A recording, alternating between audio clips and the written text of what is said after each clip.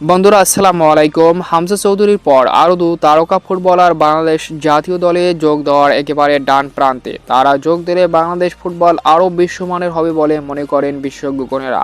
তো তারা কারা, তাদের পরিচয় সহ বিস্তারিত জানুন পুরো ভিডিওতে।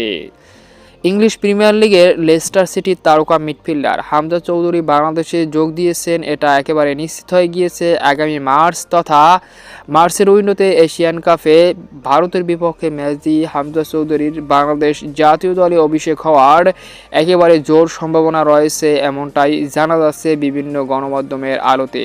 তবে সব কিছু ঠিক থাকলে হামজা চৌধুরী বাংলাদেশের হয়ে খেলবেন মার্চের উইন্ডো থেকেই। এরপরই আরও গুঞ্জন শোনা যাচ্ছে আমেরিকান দু তারকা ফুটবলার বাংলাদেশ জাতীয় দলের হয়ে খেলতে যাচ্ছে। অর্থাৎ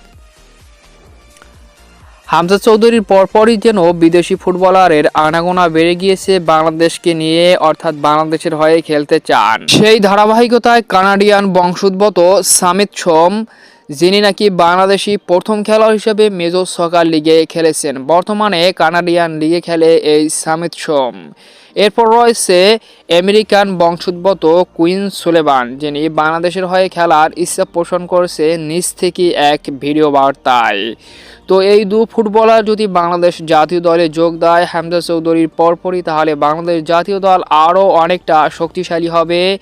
এছাড়াও যদি আরও বিদেশি ফুটবলাররা বাংলাদেশ জাতীয় দলকে বেছে নেয়, খুব শীঘ্রই বাংলাদেশ বিশ্বমানের দল হিসেবে প্রতিষ্ঠিত হবে বলে আমি মনে করি। তো বন্ধুরা, আপনারাও কি চান বাংলাদেশের হয়ে এই ফুটবলাররা যোগ দিয়ে বাংলাদেশকে বিশ্ব ফুটবলে আরও অনেক দূর এগিয়ে নিয়ে যাক? অবশ্যই কমেন্টে আপনার মতামত জানিয়ে দিন।